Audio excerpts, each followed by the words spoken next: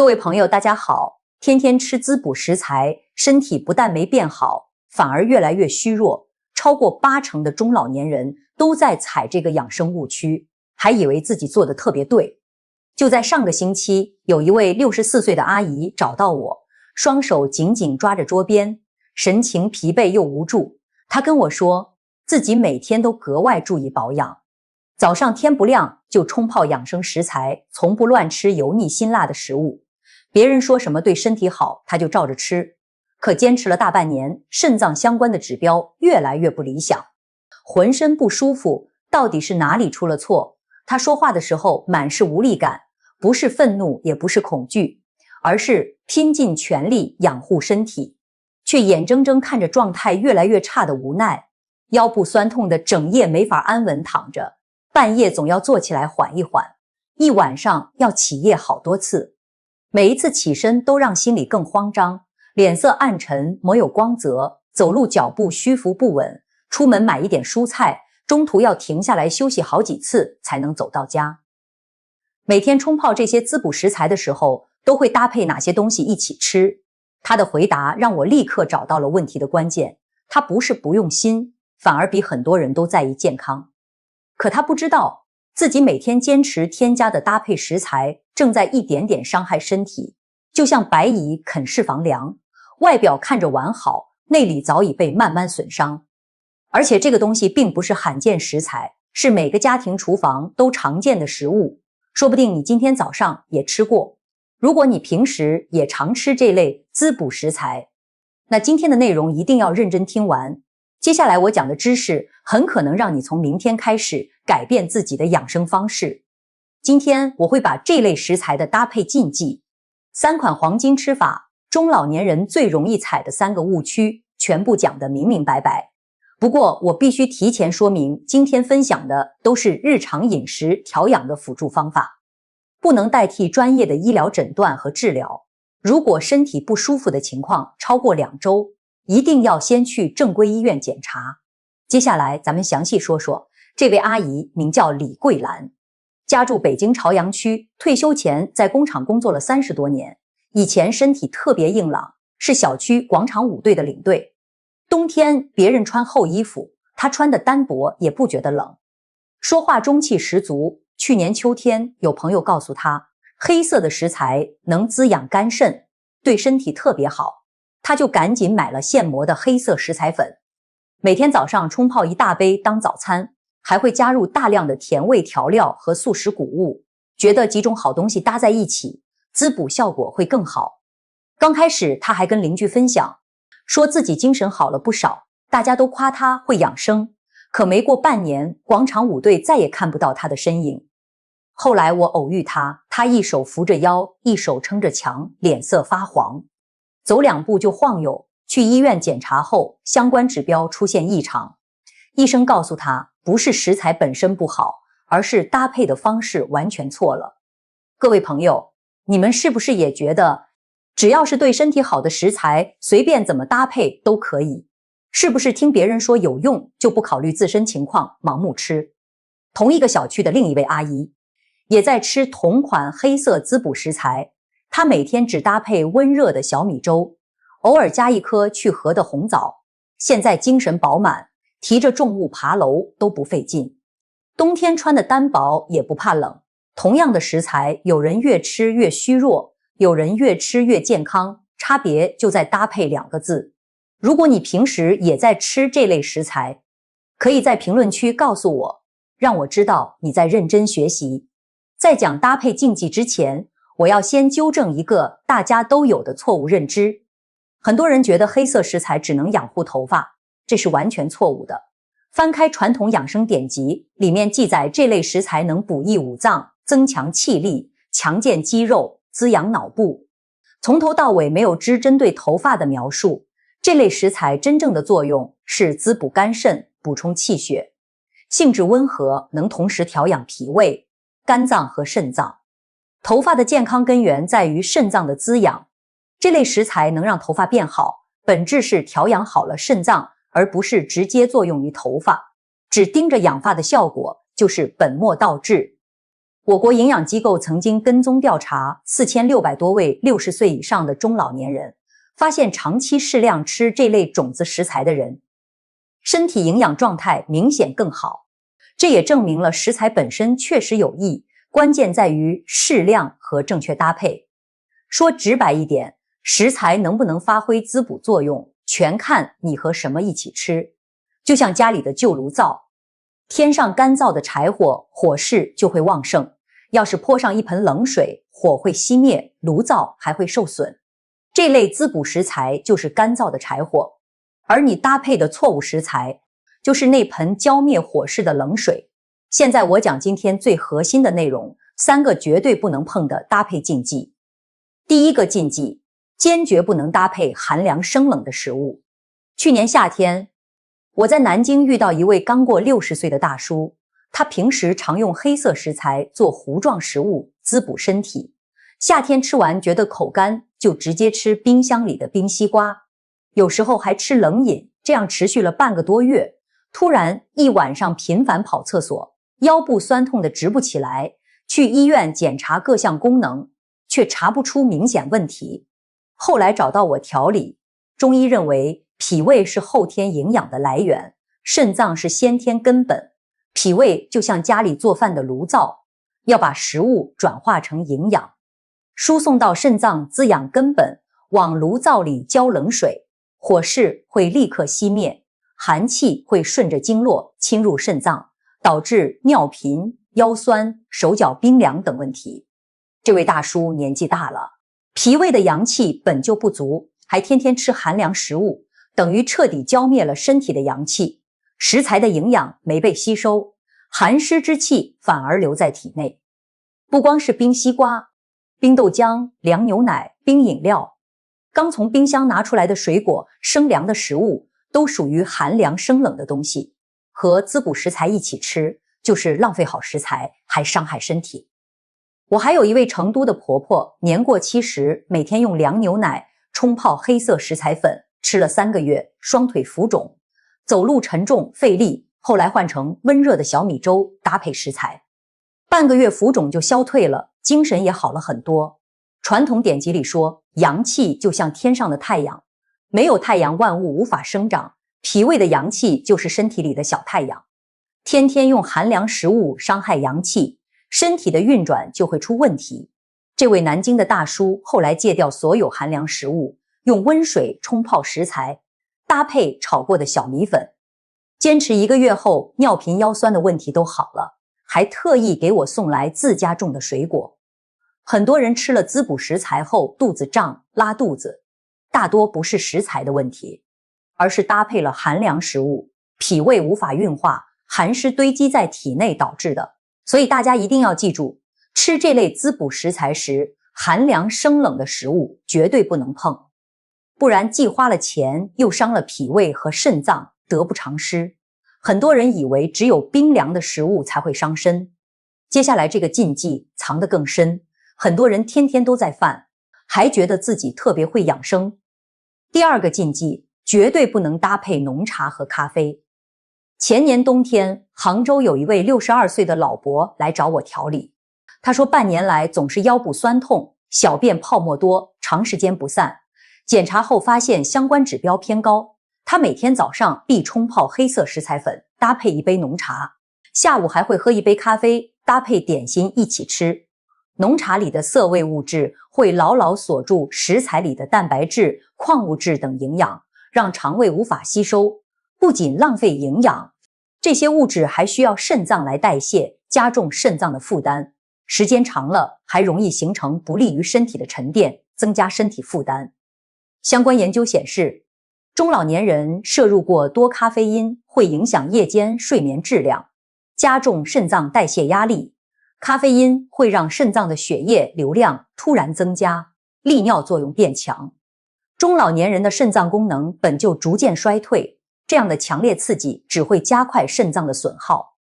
我知道有人会说自己喝了一辈子茶，身体一直很好。喝茶本身不是坏事，问题是不能和滋补食材同时吃。就像汽油和火柴分开存放没有危险，放在一起就会出问题。食物的食用时间和搭配顺序有时候比食物本身更重要。如果你能坚持看到这里，说明你真的很在意自己和家人的健康。麻烦帮我点个关注，打开提醒，后面还有更多实用的养生知识。第3个禁忌，绝对不能搭配油腻油炸的食物。去年我在武汉遇到一位62岁的师傅，他在汽修厂工作了大半辈子，早餐固定吃黑色食材，胡搭配刚炸好的油条，下午还会吃炒过的食材当零食，晚上也会吃油炸食物搭配酱料。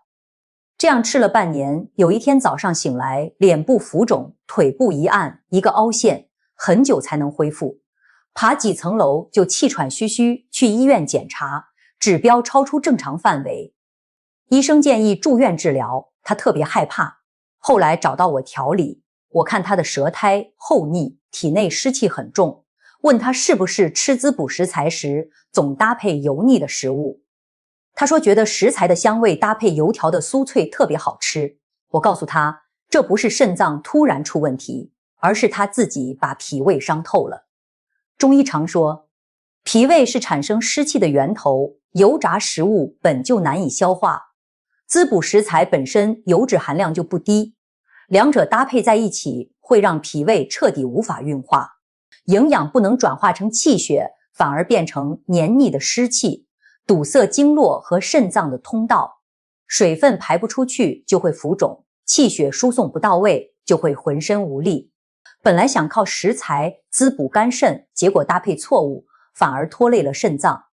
这就是完全相反的结果。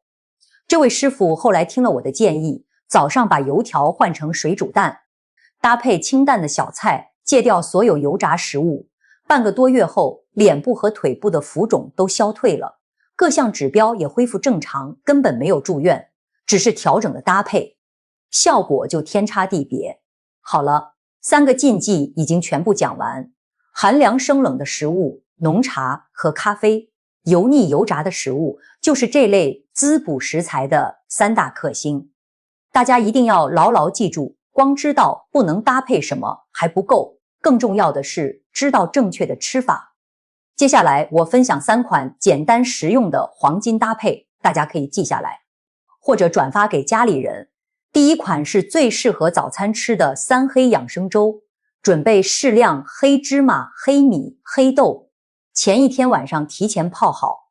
第2天早上用小火慢慢熬煮成粥，可以加一点点红糖调味，不要放太多糖，糖多容易生湿气。最佳食用时间是早上7点到9点，这个时间段脾胃运化能力最强，营养吸收最好。黑芝麻油脂较多，脾胃虚弱的人单独吃难以消化，黑米能帮助脾胃运化，黑豆性质更温润，3者搭配在一起，能让脾胃更好的吸收营养，过滤掉身体不需要的杂质。南京有一位65岁的阿姨，长期吃纯黑芝麻粉，肚子胀气，排便不畅，后来换成这款3黑粥，坚持1个月，胀气消失，排便顺畅，腰部酸痛的情况也减轻了很多。第2款是专门适合肝肾养护需求的朋友吃的黑芝麻枸杞桑葚茶，取适量黑芝麻炒香后磨成粉，搭配枸杞和桑葚干，用沸水冲泡，当做下午茶饮用。最佳时间是下午3点到5点，这个时间段是调养肝肾的好时机。长沙有一位68岁的伯伯，每天晚上起夜好几次，白天看东西模糊，耳朵有冥想，坚持喝这款茶半个月，起夜次数减少，看东西更清晰，耳鸣的情况也缓解了很多。这款搭配就像给身体充电，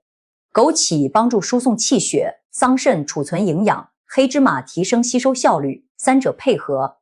能慢慢滋养肝肾，缓解身体不适。第3款是专门给脾胃虚弱的朋友准备的黑芝麻山药糊，取适量黑芝麻炒香磨成粉，搭配蒸软磨粉的山药，或者直接用干山药粉，两者混合后用温水冲成糊状，早上食用最合适。山药能强健脾胃，帮助身体吸收黑芝麻的营养，不让营养堆积在肠胃里变成湿气。重庆有一位72岁的阿姨，以前一吃黑芝麻就拉肚子，换成这款山药芝麻糊，不到1个月腹泻的情况消失，胃口变好，整个人都有了精神。这3款搭配，大家可以根据自己的身体情况选择，搭配正确，坚持吃，才能让滋补食材发挥真正的作用。正确的搭配讲完了，还有3个中老年人最容易踩的误区，一定要避开。第一个误区，生吃食材。很多人觉得生吃更天然，营养保留更完整，这是错误的。黑芝麻外层有一层坚硬的膜，不打碎的话，里面的营养无法释放出来。中老年人脾胃功能本就偏弱，生吃就像往炉灶里扔石头，无法消化，还会堆积在肠胃里形成湿气，伤害脾胃。我见过很多中老年人长期生吃黑芝麻，肚子胀气，大便不成形，食欲变差，脾胃受伤，肾脏就得不到营养滋养，这不是滋补，是伤害身体。第二个误区，把食材炒糊。很多人自己炒黑芝麻，想炒得更香，一直炒到发黑发苦才停下。焦糊的食物对身体没有任何好处，焦苦的性质会消耗身体里的津液，津液是滋养肾脏的重要物质，津液被消耗，肾脏就会受损，而且炒糊的油脂会发生变化，不但不能滋补，反而会伤害肾脏。我遇到过一位62岁的先生，把黑芝麻炒到焦黑后吃了半个月，口干舌燥，小便发黄，睡眠质量变差。正确的做法是用小火慢慢炒，炒到微微发黄，闻到淡淡的香味就可以停止，不要贪图过浓的香味，过头了就会变成伤害。第3个误区，食用过量。有的人觉得吃越多滋补效果越好，一天吃好几勺，这是错误的。黑芝麻油脂含量接近1半，中老年人代谢速度慢，吃太多脾胃无法运化，堆积在体内形成湿气，反而导致腰酸、口干等不适。合适的食用量是每天少量2-3小勺就足够。任何东西都是过犹不及，适量才是养生的根本。最后还有一件非常重要的事儿，不同体质的人吃法也不一样。如果你平时经常肚子胀气，吃一点就觉得饱，大便不成形，或者经常拉肚子，这就是脾胃虚弱的情况。不要直接吃纯黑芝麻粉，要搭配炒过的小米粉或者山药粉。按照1:1的比例混合，用温水冲成糊状。早上吃，小米炒过后性质温和，能强健脾胃，中和黑芝麻的油脂，让身体更容易接受。如果你经常觉得口干、手心脚心发热、睡眠不安稳，偶尔有耳鸣的情况，这是肝肾阴虚的表现。可以用黑芝麻搭配枸杞和炒过的核桃仁，按照3:1:1的比例混合，每天少量食用，千万不要再搭配寒凉的食物。吃黑芝麻最好的时间段是早上7点到9点，不要在睡前吃，也不要和药物同时吃，至少间隔2个小时以上。如果有慢性肠胃炎症或者溃疡，食用时要格外谨慎。如果食用后身体不舒服的情况持续超过2周，不要拖延，一定要及时去医院检查。还记得开头提到的李桂兰阿姨吗？她后来按照我教的方法调整，早上喝黑芝麻小米山药糊，搭配少量枸杞，坚持1个月后再来找我时，气色明显变好，腰部不怎么酸痛了，起夜次数大幅减少，手脚也变得温暖。她笑着跟我说，原来不是食材没用，是自己一直用错了方法，白白受了这么久的罪。还特意给我带来了自己做的点心，说要告诉身边的老姐妹，不要再踩自己踩过的误区。我心里特别感慨，李阿姨不是不努力，她比谁都用心养护身体，只是没有人告诉她正确的方法。这也是我做这期内容的初衷，我不希望大家也像她一样拼尽全力养生，却因为搭配错误白白承受痛苦。各位朋友，养生并没有那么神秘，说白了就是把每天吃的食物搭配正确，让每一口食物都发挥应有的作用。就像穿衣服，夏天穿短袖，冬天穿棉袄，不能随意乱来，吃东西也是一样的道理。中老年人的身体不像年轻人，更要好好爱惜，找到适合自己的养生方式，适合自己的才是最好的。如果你们身边的朋友也在用错误的方式搭配滋补食材，赶紧把这个内容转发给他们，不要让他们也踩同样的误区。对了，再送给大家一个小窍门，担心买回来的黑芝麻不纯正，可以取几粒放在手心搓一搓。真正的黑芝麻搓完后，手心是干净的，或者有一点点淡黄色。如果搓完手心发黑，大概率是染色的。花钱也要吃到真正的好食材。你们平时吃黑芝麻都喜欢搭配什么？是粥、馒头，还是自己研究的吃法？欢迎写在评论区，我们一起交流，看看哪种搭配最适合中老年人。下一期我会给大家讲，有不同慢性问题的中老年人该怎么调整黑芝麻的吃法。血压偏高、血糖偏高、关节不舒服的人群都有专属的吃法，记得点关注，不要错过。健康这条路，我们一起走，慢慢走，稳稳走。咱们下期再见。